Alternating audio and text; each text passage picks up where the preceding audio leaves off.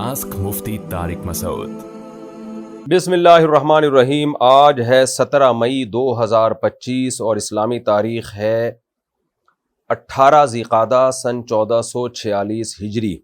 बकरा ईद आने वाली है और पाकिस्तान में 7 जून को बकरा ईद की तवक्को है, सऊदी अरब में 6 जून को तवक्को है। तो आज का जो सेशन हमारा है टोटली क़ुरबानी के मसाइल से मुताल्लिक़ है। वो मसाइल जो आम तौर पे लोग क़ुरबानी से मुताल्लिक़ पूछते हैं, और चूँकि मसाइल बहुत ज़्यादा हैं इसलिए 2 सेशन में मैं ये कम्प्लीटली मसाइल जो कंप्लीट मसाइल हैं वो रिकॉर्ड करवाऊँगा। तो आज का जो सेशन है वो है क़ुरबानी के मसाइल, एपिसोड नंबर 1, और फिर दोबारा अगले एपिसोड में इंशाअल्लाह बकिया जो मसाइल रह जाएंगे वो मैं रिकॉर्ड करवाऊँगा, और अगर उसके बाद भी रह गए तो तीसरे एपिसोड में रिकॉर्ड करवा देंगे हम उसको। तो आपने क़ुरबानी से मुताल्लिक़ ये मसाइल ज़्यादा से ज़्यादा लोगों में शेयर करने हैं। पहला सवाल है जी, ये मुख्तलिफ़ लोगों के सवाल हैं, मैं नाम नहीं लेता, बहुत सारे लोग मुख्तलिफ़ सवाल पूछते रहते हैं, तो अब नाम लिए बगैर जल्दी जल्दी बस मैं सवालात पढ़ता हूँ। पहला सवाल है, क्या क़ुरबानी सुन्नत है या वाजिब है? देखें, क़ुरबानी मालदार शख्स पर वाजिब है। गो कि ये मसला असलाफ़ में इख्तिलाफ़ी है। बाज़ असलाफ़ इसके कायल हैं कि ये सुन्नत मुअक्कदा है, बाज़ इसके कायल हैं कि ये वाजिब है। सुन्नत मुअक्कदा भी वाजिब के करीब करीब ही होती है, लेकिन क़ुरबानी जो है वो वाजिब है। उसकी दलील नबी सल्लल्लाहु अलैहि वसल्लम की ये सही हदीस है, मन वजद सअतन लिअन युज़हिय फलम युज़हि फला यक़रबन्न मुसल्लाना। जिस शख्स में क़ुरबानी की गुंजाइश हो क़ुरबानी करने की और वो क़ुरबानी ना करे तो हमारी ईदगाह के वो करीब भी ना फटके। तो ये बड़ी शदीद वईद है। बाज़ हज़रात ये दलील देते हैं कि हज़रत अबू बकर और उमर रज़ी अल्लाह ताला अन्हुमा क़ुरबानी नहीं करते थे, और हदीस के अल्फाज हैं कराहियत अन युक़तदा बिहिमा, इस खौफ से कि लोग उनकी इक़्तिदा करना ना शुरू कर दें। तो उसका जवाब ये है कि सैयदना अबू बकर और सैयदना उमर रज़ी अल्लाह ताला अन्हुमा ये दोनों सहाबा गरीब थे, मिस्कीन थे, पेवन ज़दा कपड़े पहना करते थे। तो आपने क़ुरबानी इसलिए नहीं की कि अगर आप क़ुरबानी करते तो लोग समझते कि गरीबों पर भी ये लाजिम है, वरना उसूली तौर पर देखा जाए कि ये कैसे मुमकिन है कि अबू बकर उमर नबी की सुन्नत को छोड़ दें, और छोड़ें भी इसलिए ताकि ऐसा ना हो हम करें तो लोग क़ुरबानी करना शुरू कर दें। ये तो बिल्कुल ही एक अजीब सी बात हो जाएगी। सहाबा तो नबी के अमल को ज़िंदा करते थे ताकि लोग उसको करें। तो अबू बकर उमर रज़ी अल्लाह अन्हुमा ने इसलिए नहीं की कि आप बहुत मिस्कीन थे, सिर्फ गरीब नहीं थे, बहुत ज़्यादा मिस्कीन थे, तो इसलिए आप अगर करते तो लोग ये समझते कि शायद सब पर वाजिब है ये, तो गरीब लोग भी कर्ज़े ले लेके और मुश्किल में पड़ के फिर क़ुरबानी करना शुरू कर देते। तो इसलिए उन दोनों ने नहीं की। लेकिन सही हदीस से हमें मालूम यही होता है कि नबी सल्लल्लाहु अलैहि वसल्लम ने फरमाया जिसके पास क़ुरबानी की गुंजाइश थी उसने नहीं की, वो हमारी ईदगाह के करीब ना फटके। वो मसला इख्तलाफी है, असलाफ़ में इख्तलाफ था, लेकिन दलील के लिहाज से राज बात यही मालूम होती है। दूसरी बात, इबादात में एहतियात के पहलू को हमेशा तरजीह दी जाती है। दूसरा मसला ये है कि क्या घर का सरबरा अगर क़ुरबानी करे तो सबकी तरफ से अदा हो जाएगी? ये भी मसला असलाफ़ में इख्तिलाफ़ी रहा है। बाज़ असलाफ़ इसके कायल हैं कि घर का सरबरा अगर करता है तो सबकी तरफ से क़ुरबानी अदा हो जाती है। लेकिन इस बारे में भी इस हदीस की बेस पर हमारा मौक़िफ़ यही है कि जो भी साहिब इस्तिताअत है उस पर क़ुरबानी लाजिम होगी, और दलील यही है, मन वजद सअतन लिअन युज़हिय फलम युज़हि फला यक़रबन्न मुसल्लाना। जिसके पास भी गुंजाइश थी क़ुरबानी करने की उसने क़ुरबानी नहीं की, वो हमारी ईदगाह के करीब ना आए। बहरहाल इख्तलाफी मसला है, उसमें शिद्दत जायज़ नहीं, किसी फ़रीक़ पे ज़्यादा मलामत या तंज़ और जो आजकल यूट्यूब पे मुनाज़रेबाज़ी के चैलेंज होते हैं ये ठीक नहीं है। तो एहतियात बहरहाल इसी में है कि जो भी साहिब इस्तिताअत है वो क़ुरबानी करे। दूसरा मसला है क़ुरबानी लाजिम किस पर है? तो क़ुरबानी साहिब इस्तिताअत पे लाजिम है, साहिब निसाब पे लाजिम है। साहिब निसाब किसे कहते हैं? 5 चीज़ें, सोना, चांदी, माल तिजारत। माल तिजारत कहते हैं हर वो सामान जो आपने बेचने की नीयत से ख़रीदा हो और अब तक बेचने ही की नीयत हो। और चौथी चीज़ है यानी सोना, चांदी, कैश, माल तिजारत, और 5वीं चीज़ है ज़रूरत से ज़ायद सामान। ज़रूरत से ज़ायद सामान उसे कहते हैं जो पूरे साल इस्तेमाल में ना हो। जैसे कोई प्लॉट पड़ा हुआ है आपके पास, ना किराए पर है ना आप उसमें रह रहे हैं, तो ये भी ज़रूरत से ज़ायद है। कोई घर आपने बनाया हुआ है, ना किराए पे दिया हुआ है ना उसमें आप रहते हैं, तो ये भी ज़रूरत से ज़ायद है। कोई गाड़ी आपके पास है, पूरे साल इस्तेमाल ही नहीं होती वो भी ज़रूरत से ज़ायद है। डिनर सेट घर में पड़े हुए हैं, शोकेस में सजा के रखे हैं, पूरे साल इस्तेमाल ही नहीं हुए, तो वो भी ज़रूरत से ज़ायद है। تو ضرورت سے زائد سامان یا سونا یا چاندی یا کیش اماؤنٹ یا تجارتی مال اگر آپ کے پاس 52.5 تولہ چاندی کے برابر ہے، آج کی تاریخ میں 52.5 تولہ چاندی کی جو بھی قیمت ہے وہ آپ سرچ کر لیں، بلکہ بقرعید کے دن جو بھی 52.5 تولہ چاندی کی قیمت ہوگی وہ آپ سرچ کر لیے گا، تو 1.5-2 لاکھ روپے بنتی ہے میرا خیال ہے۔ تو جس کے پاس اتنا اماؤنٹ موجود ہو اس اماؤنٹ میں سے وہ قرضے بھی نکالے، مائنس کرے، اور جو ضروری خرچے ہیں جیسے گھر کا راشن آئے گا وہ ضروری ہے، گیس بجلی کا بل یہ ضروری ہے، تو یہ ضروری خرچے مائنس کر کے اگر کسی کے پاس 52.5 تولہ چاندی کے برابر رقم بنتی ہے تو اس پر قربانی لازم ہے، اور جس کے پاس یہ ضروری خرچے مائنس کر کے بھی 52.5 تولہ چاندی کے برابر رقم نہیں بن رہی ہے تو پھر اس پر قربانی لازم نہیں ہے۔ خواتین کے پاس عام طور پر چونکہ گولڈ ہوتا ہے اور کچھ نہ کچھ پیسے بھی ہوتے ہیں ان کے پاس، تو اور قرضہ نہیں ہے اگر، اور گھر کا راشن بھی خواتین نے نہیں ڈالنا ہوتا، وہ تو مردوں کی ذمہ داری ہے، تو گیس بجلی کا بل بھی مرد دے رہے ہوتے ہیں، تو اس لیے آج کے زمانے میں عام طور پہ خواتین پہ قربانی زیادہ لازم ہو رہی ہوتی ہے، مردوں پہ کم لازم ہو رہی ہوتی ہے، کیونکہ گولڈ ہوتا ہے خواتین کے پاس اور شریعت نے ان کے ذمے کوئی خرچے ڈالے نہیں ہیں، مردوں کے ذمے تو بہت سارے خرچے ہوتے ہیں، تو ایسی صورت میں خاتون پر بھی قربانی لازم ہوگی۔ ہاں، خاتون کی طرف سے ان کا شوہر قربانی کر سکتا ہے اجازت سے، شوہر نے اگر اپنی بیوی کی طرف سے قربانی کر دی، قربانی کرنے کے بعد بتایا کہ میں نے تمہاری طرف سے قربانی کر دی ہے، تو قربانی ادا نہیں ہوگی، پہلے وہ بتائے گا کہ میں آپ کی طرف سے قربانی کر رہا ہوں، وہ اجازت دے دے تو ٹھیک ہے۔ اجازت دینے کے لیے بس خاموش رہنا بھی کافی ہے، زبان سے کہہ دینا بھی کافی ہے، خاموش رہنا بھی کافی ہے، شوہر بیگم کو فون کر دے بیگم تمہاری طرف سے میں قربانی کر رہا ہوں، تو اطلاع دے دے گا تو یہ اطلاع بھی کافی ہے۔ یہ تو ہو گیا جی مختصراً قربانی کے لازم ہونے کا مسئلہ۔ اب یہ بہت اہم سوال کیا جاتا ہے کہ کون سے عیب ایسے ہیں جن کی وجہ سے قربانی جائز نہیں ہوتی جانور کی؟ لوگ یہ سوال پوچھتے ہیں، ٹوٹے ہوئے سینگ والے جانور کی قربانی کا کیا حکم ہے، یا وہ جانور جس کا سرے سے سینگ ہی نہیں ہے؟ تو دیکھیں، ٹوٹا ہوا سینگ ہو یا سرے سے سینگ ہو ہی نہیں، دونوں جانوروں کی قربانی جائز ہے۔ ہاں، اگر جانور کا سینگ اکھاڑ دیا اور جڑ سے اکھاڑ دیا جس کی وجہ سے اس کے دماغ پہ چوٹ لگی ہے تو پھر ایسے جانور کی قربانی جائز نہیں ہے۔ عام طور پر آج کل لوگ جانور کا سینگ جو ہے وہ گھس دیتے ہیں، تو اس جانور کی قربانی جائز ہے، لیکن یہ جو میں نے سنا ہے کہ جو جانور کا سینگ گھستے ہیں یا اس میں کچھ ایسا جلاتے ہیں اس سے جانور کو تکلیف بہت ہوتی ہے، تو غیر ضروری تکلیف جانور کو دینا اس کا بہرحال گناہ ہوگا، لیکن بغیر سینگ والے کی قربانی جائز ہے۔ ہاں، سینگ ٹوٹ گیا لڑائی وڑائی کے دوران اور اکھڑ گیا جس سے دماغ کو زد پہنچی ہو تو پھر جائز نہیں ہے۔ دوسرا کون سے عیب ہیں؟ اندھے جانور کی قربانی جائز نہیں ہے، اگر ایک آنکھ کی بینائی بالکل گئی ہوئی ہے اس کی قربانی بھی جائز نہیں ہے۔ لنگڑے جانور کی قربانی، بعض دفعہ آپ جانور خریدتے ہیں جانور لنگڑا ہوتا ہے، تو اگر اتنا لنگڑا ہے کہ وہ پاؤں زمین پہ ٹکا ہی نہیں پا رہا تو اس کی قربانی جائز نہیں، اور اتنا اگر لنگڑا ہے کہ وہ پاؤں کم از کم اس کو چلانے کے قابل بنا رہا ہے، زمین پہ ٹکا لیتا ہے اور چل لیتا ہے کچھ نہ کچھ، تو اس جانور کی قربانی جائز ہے۔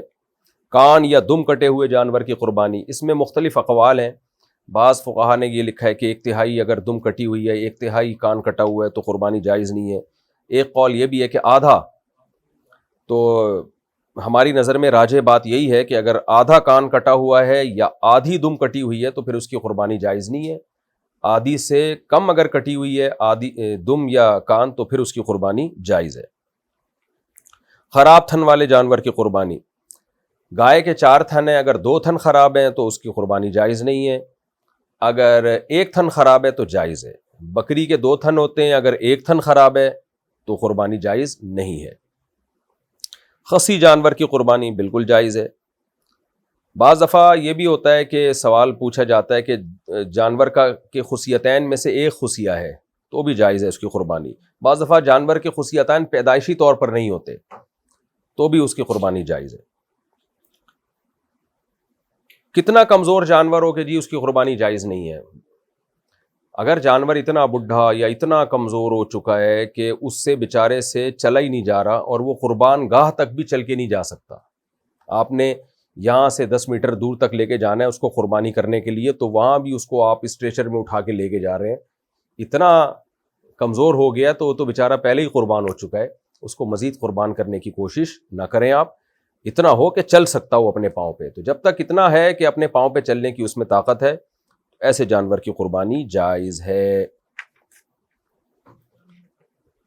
یہ بھی سوال پوچھا جاتا ہے جی گائے میں 7 افراد کی شرکت لازم ہے. اچھا, اس سے پہلے ایک اہم سوال کہ معذور جانور کی قربانی تو جائز نہیں ہے, جیسے ہم نے بتایا ٹانگ ٹوٹی ہوئی ہے اتنی کہ زمین پہ ٹکا ہی نہیں سکتا وہ. بعض دفعہ جانور کو گراتے ہوئے قربانی کرتے ہوئے وہ معذور ہو جاتا ہے. تو خوب سمجھ لیں, اگر قربانی کے لیے جانور کو گراتے ہوئے اس میں کوئی عیب پیدا ہو گیا تو اس عیب سے کچھ نہیں ہوتا, ایسے جانور کی قربانی جائز ہے. بعض دفعہ اتنے موٹے تازے بیل ہوتے ہیں کہ آپ جب ان کو گرا رہے ہوتے ہو تو 2-4 بندے وہ پہلے گرا چکا ہوتا ہے, اور پھر اس کو گراتے ہوئے اس بیل کی ٹانگ ٹوٹ گئی یا آنکھوں کی بینائی چلی گئی. تو چونکہ وہ قربانی کے دوران ہی کا ایک پروسیس ہے, قربانی کے دوران کا ہی ایک عمل ہے, تو اس سے کوئی فرق نہیں پڑتا, ایسے جانور کی قربانی بھی جائز ہے. اسی سے ایک مسئلہ یہ بھی ہے کہ بعض جانور بڑے وحشی ہوتے ہیں, آپ کے قابو میں وہ آتے ہی نہیں ہیں, تو ایسے جانور کو پہلے فائر کرنا پڑتا ہے, گولی مارنی پڑتی ہے, اس کے بعد جا کے وہ قابو میں آتے ہیں.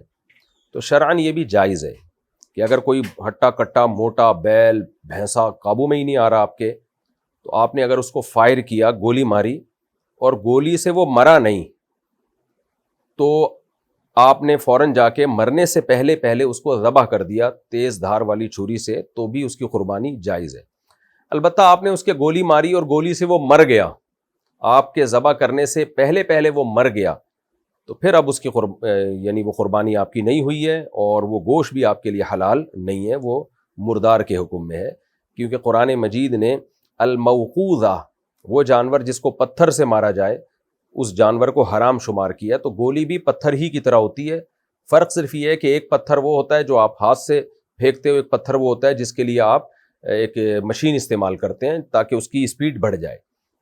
البتہ گولی اگر دھار والی ہے, یعنی آگے اس کے تیز باریک نوک ہے, جیسے تیر میں ہوتی ہے نوک, تو پھر دھار والی کوئی بھی چیز سے جب آپ جانور کا شکار کریں گے تو پھر شریعت نے ہمیں یہ آسانی دی ہے کہ اگر آپ نے وہ شکار بسم اللہ اللہ اکبر پڑھ کے آپ نے گولی چلائی, جس گولی کی آگے تیز نوک ہو, صرف نوک کافی نہیں ہے, گول نوکیں ہوتی ہیں بندوقوں کی, وہ اس سے کوئی فرق نہیں پڑتا, تیز دھار والی نوک ہو, یا تیر آپ نے مارا جانور پر اور وہ جانور گر گیا, آپ کے پہنچنے سے پہلے وہ مر گیا, تو بھی حلال ہے وہ. لیکن یہ جب ہے جب دھار ہو آگے گولی کی یا تیر کی, تو پھر اگر آپ کے پہنچنے سے پہلے جانور ہلاک ہو گیا تو حلال ہے وہ. ہاں, آپ پہنچے اور اس وقت زندہ تھا تو پھر آپ پر لازم ہے کہ اس کو ذبح کر دیں. اب آپ نے جانور پہ تیر چلایا یا دھار والی گولی جس کے آگے تیز نوک ہوتی ہے, بسم اللہ اللہ اکبر پڑھ کے آپ نے اس بھینسے پہ فائر کیا, آپ قریب گئے تو اس میں جان تھی, لیکن آپ نے کہا چونکہ میں نے تیز دھار والی گولی سے یا تیر سے میں نے اس کو مارا ہے تو جان تو ہے اس میں, لیکن اب میں ذبح نہیں کرتا, تو اب وہ حرام ہو گیا, کیونکہ آپ پر لازم تھا کہ آپ فوراً اس جانور کو ذبح کر لیتے. تو خلاصہ کیا نکلا کہ عام گولی جو ہوتی ہے کلاشنکوف کی یا پسٹل کی, اس میں دھار نہیں ہوتی. اس سے اگر اپنے جانور کو شکار کیا قابو میں لانے کے لیے تو ذبح کرنا بہرحال ضروری ہے, مرنے سے پہلے اس کو ذبح کرنا پڑے گا. اور اگر دھار والی گولی جس کی آگے تیز باریک نوک ہوتی ہے یا تیر مارا آپ نے, تو اس میں اگر آپ جانور کے قریب پہنچ گئے, آپ نے غفلت نہیں کی, جیسے ہی جانور گرا آپ پہنچے اور موت سے پہلے ذبح کر دیا تو بہرحال حلال ہے. لیکن آپ کے ذبح کرنے سے پہلے وہ مر گیا تو بھی حلال ہے. لیکن اگر آپ نے غفلت کی, آپ نہیں گئے وہاں پہ اور اسے تڑپ کے مرنے دے دیا اپنی موت, پھر وہ حلال نہیں ہے. اور ایسا کر لینا چاہیے. آج کل بعض بیل اتنے تگڑے ہوتے ہیں, پورے محلے کو انہوں نے عذاب میں ڈالا ہوا ہوتا ہے, خود ذبح ہونے سے پہلے وہ 2-4 بندوں کو ذبح کر چکے ہوتے ہیں. تو ایسے موقع پہ شریعت کی گنجائش سے فائدہ اٹھانا چاہیے, بجائے اس سے کہ لوگوں کی جانوں کو رسک میں ڈالا جائے. تو کسی فائر وغیرہ سے ایسے خطرناک قسم کے جانوروں کو شوٹ کر دینا تاکہ وہ قابو میں آ جائیں, کچھ تھوڑا سا خون نکل جائے تاکہ وہ زمین پہ گر جائیں, تو اس میں کوئی حرج ہے نہیں, کر لینا چاہیے ایسا اگر مجبوری ہو. اچھا، ایک اہم سوال یہ بھی پوچھا جاتا ہے جی کہ کن جانوروں کی قربانی جائز ہے؟ کیا بھینسے کی قربانی بھی جائز ہے؟ اس کی کیا دلیل ہے؟ طرح یاک ایک چترال میں جنگلی بھینسا، یہ بھینسا کہلاتا ہے، جنگلی کا تو میں نہیں کہہ سکتا، جنگلی بھی ہوتے ہیں، وہ گھریلو بھی ہوتے ہیں، تو کیا اس کی قربانی بھی جائز ہے؟ تو خوب سمجھ لیں، ہمیں 4 جانوروں کی قربانی کا حکم دیا گیا ہے۔ بیل، جس میں گائے بھی آتی ہے یعنی نر مادہ، دمبا، بھیڑ، یہ بھی اسی میں آتے ہیں، بکرا، بکری اور اونٹ۔ تو بھیڑ میں بھیڑ، دمبا، یہ سب چیزیں اس میں آتی ہیں، چکی والا ہو چاہے چکی والا نہ ہو۔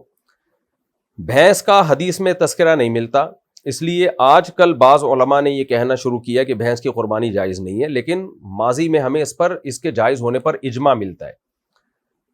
اب وہ اجماع یعنی کیوں امت کا اجماع ہوا تھا کہ بھینس کی قربانی جائز ہے؟ اس کی وجہ یہ ہے کہ یہ جو 4 جانور جن کی قربانی کا شریعت نے ہمیں حکم دیا ہے، ان میں قدر مشترک کیا چیز ہے، کامن چیز کیا ہے؟ ایک تو یہ کہ یہ چوپائے ہیں، نمبر 2 یہ پالتو ہوتے ہیں، گھریلو ہوتے ہیں۔ تو اس لیے حضرات فقہاء کرام کا اس پر ماضی میں اجماع ہو چکا ہے کہ بھینس بھی گائے کے حکم میں ہے، میڈیکلی نہیں ہے، شرعی لحاظ سے گائے کے حکم میں ہے وہ۔ تو بھینس کو گائے پر قیاس نہیں کیا گیا ہے، بلکہ بھینس کو قربانی کے معاملے میں لاحق کیا گیا ہے گائے کے ساتھ، یعنی گائے کی جنس میں شامل کیا گیا ہے، کیونکہ وہ بھی چوپایا ہے، بیسک منافع اس کے بھی وہی ہیں جو گائے کے ہوتے ہیں، بنیادی منافع، اور ہے بھی پالتو، یعنی جنگلی نہیں ہوتی ہے، گھریلو ہوتی ہے۔ اسی وجہ سے جنگلی بھینسے کی قربانی جائز نہیں ہے۔ اور اسی سے یاک کا حکم بھی آپ کے سامنے آ گیا، یاک جو ہے اگر پالتو ہے، گھریلو ہے، تو اس کی قربانی جائز ہے۔ اگر وہ گھریلو پالتو نہیں ہے بلکہ وہ جنگلی ہے، وحشی ہے، تو پھر اس کی قربانی جائز نہیں ہے۔ تو خلاصہ یہ نکلا کہ بھینس کی قربانی اس کے جائز ہونے پر بھی اجماع رہا ہے، تو بھینسا بھی آپ قربان کر سکتے ہیں، بھینس بھی کر سکتے ہیں، اور یاک بھی کر سکتے ہیں اگر وہ پالتو ہے، اور بکرا بکری وغیرہ تو سب کو معلوم ہی ہے۔ تو ان جانوروں کی قربانی بھی جائز ہے۔ البتہ ہرن کی قربانی، شتر مرغ کی قربانی یہ جائز نہیں ہے، کیونکہ یہ جنگلی جانور ہیں، اور شتر مرغ تو چوپایوں میں اس کا شمار ہوتا بھی نہیں ہے۔ اسی طرح یہ جو مارخور ہے، اس کی بھی قربانی جائز نہیں، کیونکہ یہ بکروں کی اقسام میں آتا ہے، لیکن یہ گھریلو نہیں ہوتے، یہ بلکہ یہ وحشی اور جنگلی جانور ہوتے ہیں، تو اس لیے مارخور کی قربانی بھی جائز نہیں ہے۔ جانور کی عمر کتنی ہو، یہ بھی سوال پوچھا جاتا ہے۔ کیا 2 دانت کا ہونا ضروری ہے؟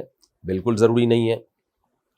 گائے اور بیل میں 2 سال کا ہونا ضروری ہے، یعنی آپ بقرعید کے پہلے دن اگر کوئی گائے یا بیل ذبح کر رہے ہیں تو یہ ضروری ہے کہ وہ پچھلی سے پچھلی بقرعید میں اس وقت سے پہلے پیدا ہو چکا ہو جس وقت آپ قربانی کر رہے ہیں، یعنی اسلامی لحاظ سے 2 سال کا ہونا ضروری ہے، انگریزی لحاظ سے نہیں۔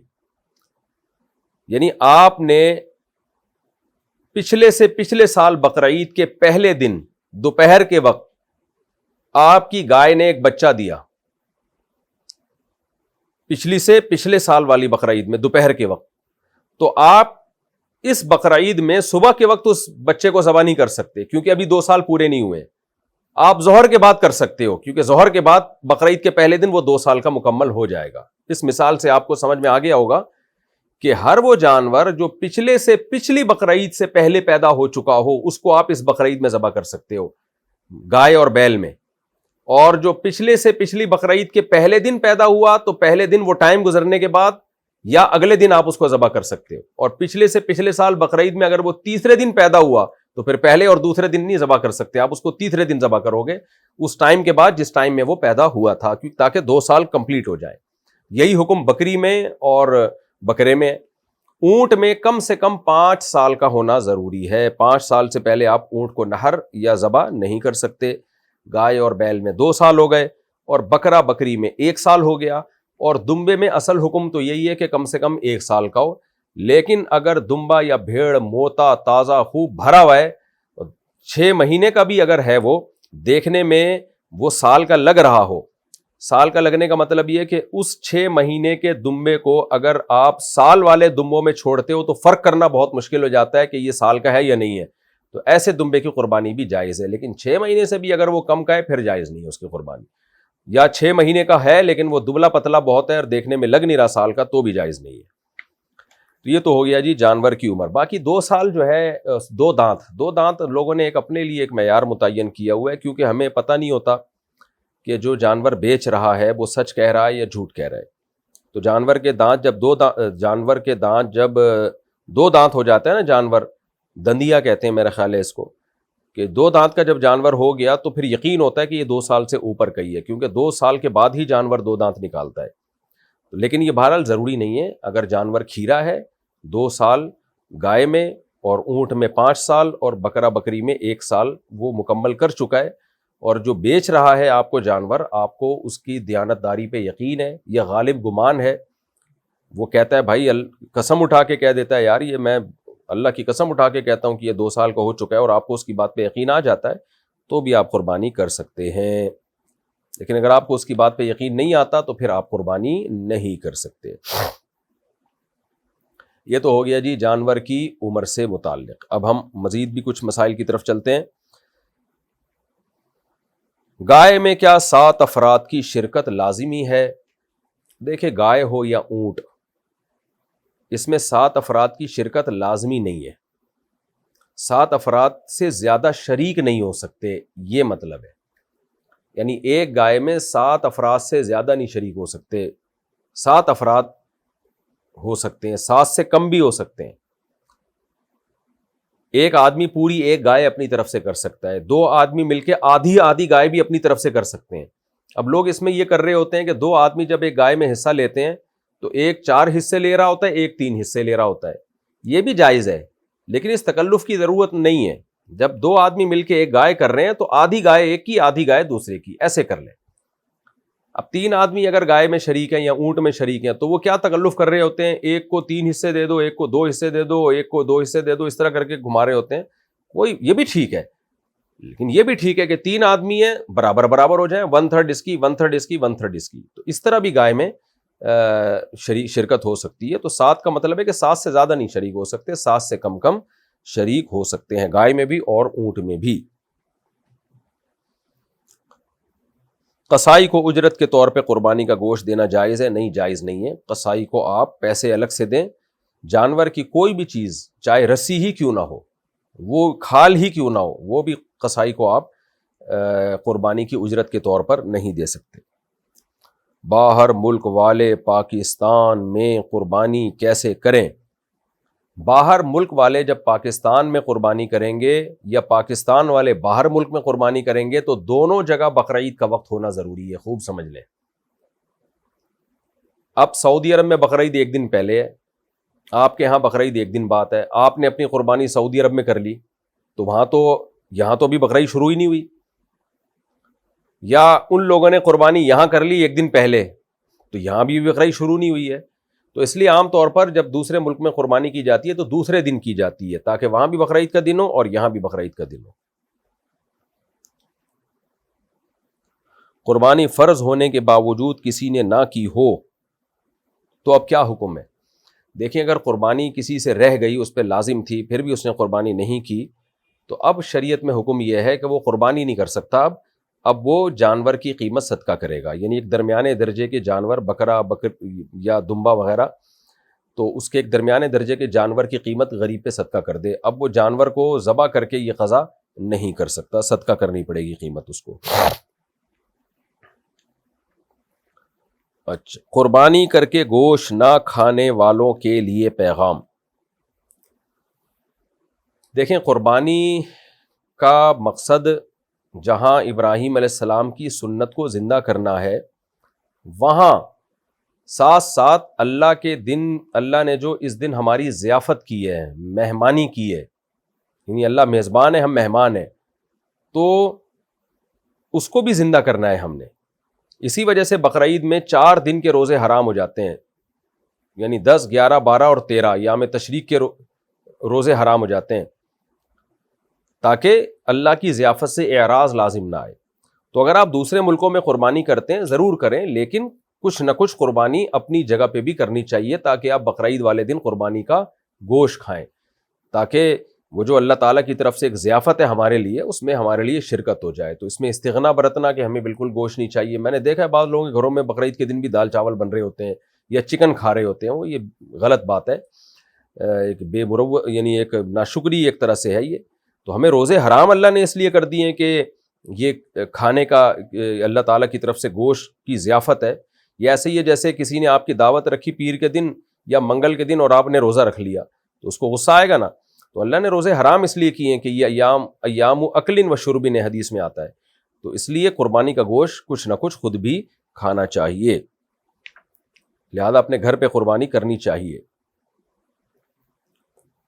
کیا ہم عید کے چوتھے دن قربانی کر سکتے ہیں؟ نہیں کر سکتے. کسی صحیح حدیث سے یہ بات ثابت نہیں ہے کہ نبی صلی اللہ علیہ وسلم نے عید کے چوتھے دن قربانی کی ہو یا کرنے کا حکم دیا ہو, جبکہ اس کے برخلاف صحیح احادیث سے, صحابہ کے آثار سے یہ بات ثابت ہے کہ ایام نہر صرف 3 ہے. اس پر میں دلائل سے ایک آڈیو بیان ریکارڈ کروا چکا ہوں کئی سال پہلے. تو اس لیے مضبوط قول یہی ہے کہ چوتھے دن قربانی نہیں ہوتی. اب تو بعض اہل حدیثوں نے بھی مان لیا ہے, حافظ زبیر علی زئی جو اہل حدیث کے عالم تھے ان کا بھی یہی قول ہے کہ یہ چوتھے دن قربانی جائز نہیں ہے.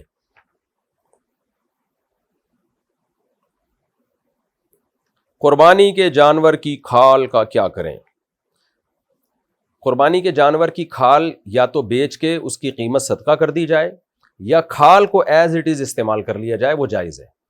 جیسے قربانی کا گوشت آپ بیچ کے پیسے کھا نہیں سکتے, قربانی کا گوشت بیچا تو پیسے صدقہ کرنے پڑیں گے, تو کھا سکتے ہیں آپ, تو ایسے ہی کھال کا آپ استعمال کر سکتے ہیں. قربانی کے جانور کی کھال آپ نمک لگا کے سکھا لیں یا ایک پروسیس کے تحت گزار کے لیدر بنا لیں, اس کی آپ جیکٹ بنا لیں, کچھ بھی بنا لیں, جائے نماز بنا لیں. میں نے ایک دفعہ بنائی تھی گھر میں, بڑا زبردست ایک وہ بن گئی تھی وہ, تو ایک بڑی اچھی سا ایک کارپیٹ ٹائپ کی چیز بن جاتی ہے. تو ایسے تو استعمال جائز ہے آپ کا, لیکن اگر آپ نے اس کو بیچا تو پھر اس کی قیمت آپ کو صدقہ کرنی پڑے گی, اور قصائی کو اجرت میں آپ قربانی کی کھال نہیں دے سکتے. جانور کا گوشت غریبوں میں کتنا دینا چاہیے؟ بہتر ہے کہ 1/3 گوشت آپ غریبوں میں تقسیم کر لیں. لیکن اگر آپ کی فیملی بڑی ہے اور آپ پورے سال آپ کے لیے گوشت کھانا مشکل ہوتا ہے تو پھر فقہا نے لکھا ہے کہ اپنی فیملی کو پھر ترجیح دینا سب سے پہلے ہے. بعض لوگوں کے بچے ہوتے ہیں, چھوٹے غریب لوگ ہوتے ہیں, وہ سال میں ایک دفعہ ان کو قربانی کے نیت سے پھر انہوں نے جانور قربان کر لیا ہوتا ہے, تو ایسے لوگوں کو چاہیے اپنے بچوں کو گوشت کھلائیں, وہ زیادہ بہتر ہے. لیکن اگر آپ مالدار ہیں اور گوشت پورے سال آپ کھاتے رہتے ہیں تو کچھ گوشت تو بہرحال آپ خود کھائیں تاکہ اللہ کی ضیافت سے اعراض لازم نہ آئے, اللہ کی ضیافت میں آپ شریک ہو جائیں. لیکن 1/3 گوشت پھر بہتر ہے کہ غریبوں میں تقسیم کر دیا جائے. کیا رات کے وقت قربانی جائز ہے؟ رات کے وقت بھی قربانی جائز ہے لیکن بہتر نہیں ہے, کراہت تنزیہی ہے اس میں. وجہ اس کی یہ ہے کہ 2 وجہ سے. ایک تو اس میں خطرہ ہوتا ہے کہ جو ہے آج کل تو یہ خطرہ نہیں ہے, لائٹیں ہوتی ہیں, لیکن پہلے زمانے میں خطرہ یہ تھا اندھیرے میں ایسا نہ ہو ذبح صحیح نہ کر پائیں آپ. لیکن ایک دوسری بات تو آج بھی ہے, وہ یہ کہ قربانی شعائر اسلام میں سے ہے, اور اسلام میں جتنے بھی شعائر ہیں وہ دن کی روشنی میں ہوتے ہیں. آپ حج دیکھ لیں, یعنی جو وقوف عرفہ ہے, جمعے کی نماز ہے, عید کی نمازیں ہیں, سب شاعر اسلام میں سے ہیں نا. تو ایسے ہی بقرعید کی قربانی بھی, تبھی بقرعید کے دن نبی صلی اللہ علیہ وسلم عید کی نماز جلدی پڑھا کرتے تھے تاکہ ہم جلدی جو ہے نا اول وقت میں ہی ہم قربانی کر لیں دن کی روشنی میں. تو شاعر اسلام دن کے وقت ہی زندہ کیے جاتے ہیں, تو اس لیے افضل بہرحال یہی ہے کہ قربانی دن میں کی جائے. اگر آپ نے اگلے دن قربانی کرنی ہے تو بھی دن میں کر لیں آپ, تیسرے دن قربانی کرنی ہے تو بھی دن کی روشنی میں کریں آپ. قربانی کے جانور کا گوشت 7 حصوں میں کیسے تقسیم کریں؟ بھی بہت اہم سوال ہے, خوب سمجھ لیں. دیکھیں, قربانی کے جانور میں جب 7 آدمی یا 5 یا 6 یا 4 یا 2 شریک ہوں گے تو جانور کے گوشت کو تول کے تقسیم کرنا لازم ہے, بالکل برابر سرابر, ذرہ برابر بھی تبدیلی نہیں ہونی چاہیے, کمی بیشی نہیں ہونی چاہیے, کیونکہ اس میں سود کا خطرہ ہوتا ہے. کسی بھی طرف گوشت تھوڑا سا زیادہ چلا گیا نا تو گوشت سودی اموال میں سے ہے, تو وہ اضافہ سود کہلائے گا. کیونکہ جب تقسیم کا عمل ہوتا ہے تو اصل میں خرید و فروخت کا عمل ہو رہا ہوتا ہے, مشترک گوشت ہے سب کا, تو ہم اپنے حصے کا گوشت اس کو بیچ رہے ہوتے ہیں, اس کے حصے کا گوشت ہم خرید رہے ہوتے ہیں. تو گوشت ربوی اموال میں سے, سودی اموال میں سے, اس میں برابری ضروری ہے. تو اب لوگوں کو ہم سمجھاتے ہیں یہ بات, لوگ کہتے ہیں بھائی ہم راضی ہیں, تھوڑا سا گوشت اس کے پاس زیادہ چلا گیا, تھوڑا ادھر زیادہ چلا گیا, ہم جب خوش ہیں تو کیا جا رہا ہے؟ بھائی سودی اموال میں آپ خوشی رضا کا مسئلہ نہیں ہے, آپ خوش بھی ہو تو بھی جائز نہیں ہے یہ.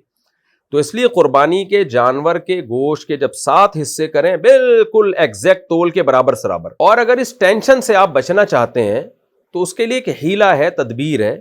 وہ ہیلا اور تدبیر یہ ہے کہ دیکھیں جب جانور ذبح ہوا, شروع میں آپ نے کیا کیا, کلیجی لوگ نکال لیتے ہیں, تو کلیجی کو کے 7 حصے کریں, اس میں ایک ایک بوٹی ملا دیں اور تھوڑی سی کلیجی رکھ لیں, پھر کلیجی کو تقسیم کر دیں آپ, اور آخر میں جو گوشت کے 7 ڈھیریاں بنیں گی ان میں تھوڑی تھوڑی کلیجی سب میں ملا دیں. پھر اگر کمی بیشی ہو بھی گئی تو جائز ہے, پھر اندازے سے بھی آپ تقسیم کر سکتے ہیں, پھر تولنا ضروری نہیں ہے.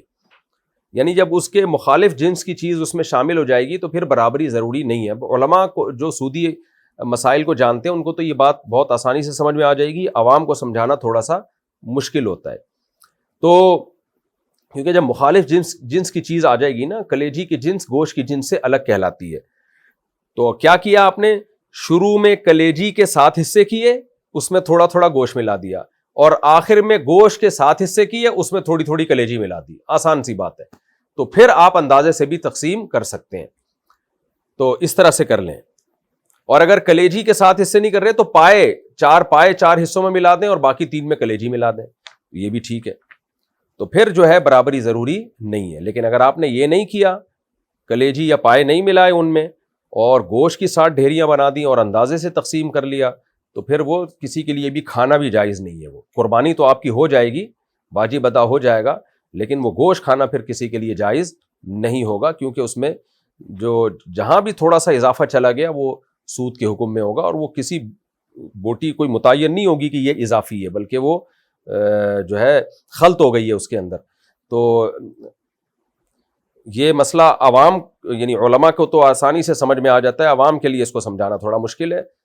تو آپ صرف اتنا کر لیں, جیسے میں نے بتایا کہ جب اونٹ یا گائے کے 7 حصے آپ کریں گے تو ہر حصے میں تھوڑی تھوڑی کلیجی ملا دیں, تو تاکہ یہ اس مشکل سے ہی آپ بن جائیں. پھر چاہے تول کے تقسیم کریں چاہے اندازے سے تقسیم کریں, وہ آپ کا مسئلہ ہے. یہاں لوگ ایک سوال یہ پوچھتے ہیں, بھائی ہمارے تو سارے گھر میں ہی افراد ہیں, 7 کے 7 شریک گھر میں ہی ہیں, ایک حصہ ابا کا ہے, ایک امی کا, ایک شوہر کا, ایک بیگم کا, ایک بڑے بیٹے کا, ایک منجلے بیٹے کا, ایک منجلی منی آپی کا, آج کل نام بھی ایسے ہوتے ہیں نا, بڑی آپی چھوٹی آپی, تو 7 ایک ہی ہیں, ایک ہی گھر میں شریک ہیں. تو پھر تقسیم کی ضرورت ہی نہیں ہے. جب 7 ایک ہی گھر میں, ایک ہی فریزر میں پورا گوشت دھڑام سے چلا جائے گا تو سب نکال کے کھاتے رہیں گے. تو یہ وہاں ہے, یہ وہاں آپ کو مسئلہ ہوگا جہاں ڈیوائڈ کرنا پڑے.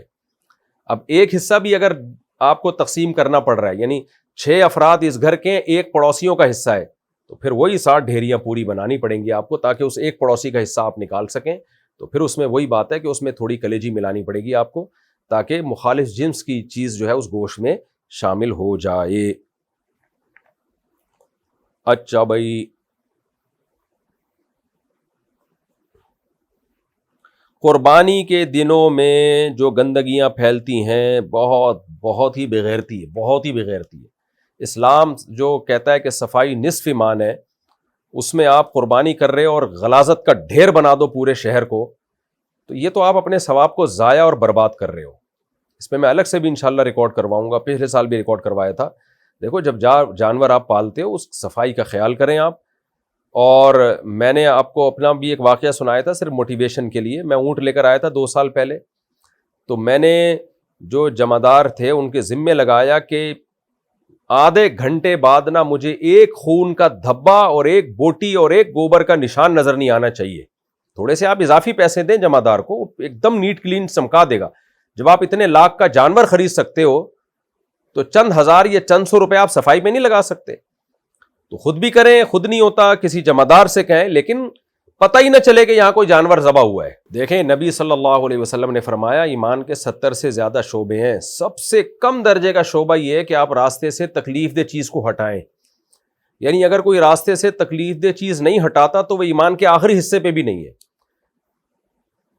تو یہ تو جب ہے جب آپ تکلیف دہ چیز دیکھ رہے ہیں ہٹا نہیں رہے, اور اگر کوئی تکلیف دہ چیز راستے میں پھینک رہا ہے تو وہ تو ایمان کا حصے میں ہے ہی نہیں. وہ تو آپ قربانی کا جانور لاتے اور غلاظتیں وہیں پھینک رہے ہو, وہیں اس کا خون سڑ رہا ہے, بدبو آ رہی ہے, لوگوں کو گزرنے میں تکلیف ہو رہی ہے, تو یہ کیسی قربانی ہے بھائی جو آپ ایمان کے آخری حصے پر کو چھوڑ دیا آپ نے اور بڑے والے حصے کو آپ نے پکڑ لیا.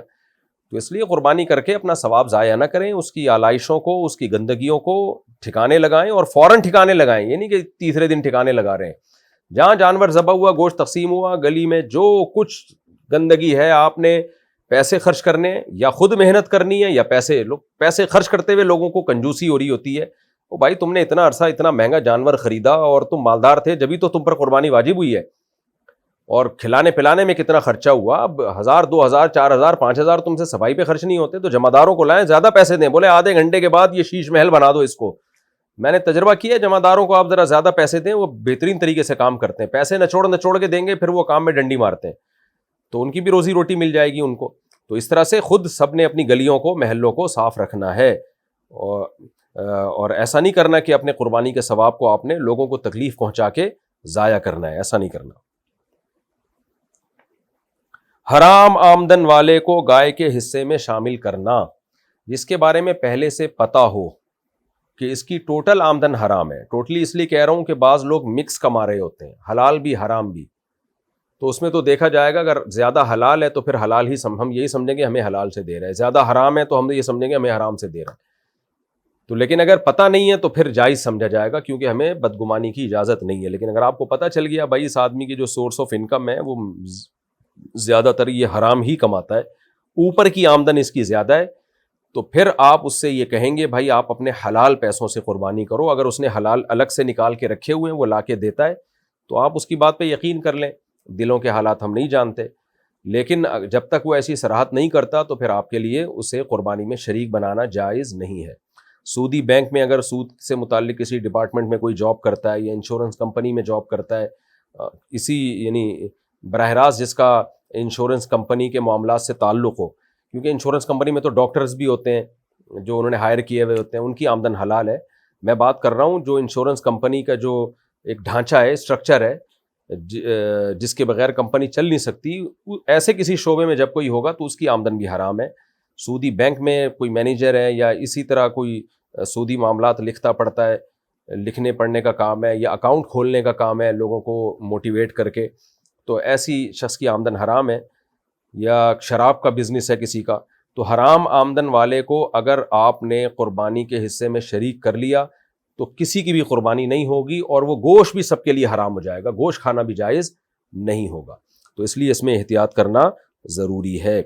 باقی اگر کسی کو پتہ نہیں ہے تو پھر تفتیش کرنے کی بہت زیادہ اس میں ضرورت نہیں ہے. کسی نے اپنے منہ سے کہہ دیا کہ بھئی میں حلال کماتا ہوں, میں یہ ان شعبوں سے میرا تعلق نہیں ہے, یا میں سودی بینک میں جاب تو کرتا ہوں لیکن میں نے قربانی کے لیے الگ پیسے رکھے ہوئے ہیں, تو بس اس کی زبان پر اعتماد کر لینا کافی ہے, زیادہ ڈیپ میں گہرائی میں جانے کی ضرورت نہیں ہے.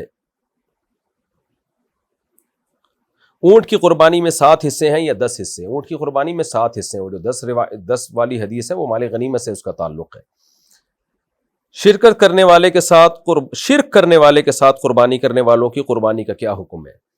کسی کا عقیدہ 2 ٹوک شرکیہ ہو, بالکل واضح, نبی صلی اللہ علیہ وسلم کو بغیر کسی تعویل کے وہ مشکل کشا حاجت روا مانتا ہو کوئی شخص, آپ صلی اللہ علیہ وسلم کو کلی علم غیب کا قائل مانتا ہو, یعنی اس کا قائل ہو کہ نبی صلی اللہ علیہ وسلم کلی طور پر عالم الغیب تھے, ما کانا وما یکونو کا علم تھا آپ کو, کوئی چیز آپ کے علم سے مخفی نہیں تھی, تو یہ تو کلی علم غیب ہو گیا. یا آپ صلی اللہ علیہ وسلم کو اللہ نے اتنے اختیارات دے رکھے ہیں کہ جب چاہیں جہاں سے چاہیں نبی صلی اللہ علیہ وسلم ہماری مدد کر سکتے ہیں, یا فلاں بزرگ ہماری مدد کر سکتے ہیں. یا کوئی ختم نبوت کے عقیدے کا منکر ہے جیسے قادیانی ہے, تو ایسے کفریہ عقیدہ کسی کا واضح طور پر اگر ہوگا تو پھر اس کی قربانی کو, اس کے کا اگر آپ نے حصہ اپنے جانور میں ڈال دیا تو اس کی قربانی بھی, کسی کی بھی قربانی پھر نہیں ہوگی, سب کی قربانی غلط ہو جائے گی, ناجائز ہو جائے گی. اور ذبح کرنے والے کے لیے بھی ضروری ہے, خوب سمجھ لیں, قربانی کا جانور ہو یا عام جانور ہو, کسی مشرک نے اگر ذبح کیا جو 2 ٹوک اور صاف لفظوں میں نبی کو عالم الغیب مشکل کشا مانتا ہو, جس کی میں نے تفسیر ابھی بیان کی ہے, تو ایسے شخص نے اگر جانور بھی ذبح کر دیا تو بھی وہ جانور حرام ہو جائے گا, تو اس کا گوشت بھی کسی کے لیے حلال نہیں ہے.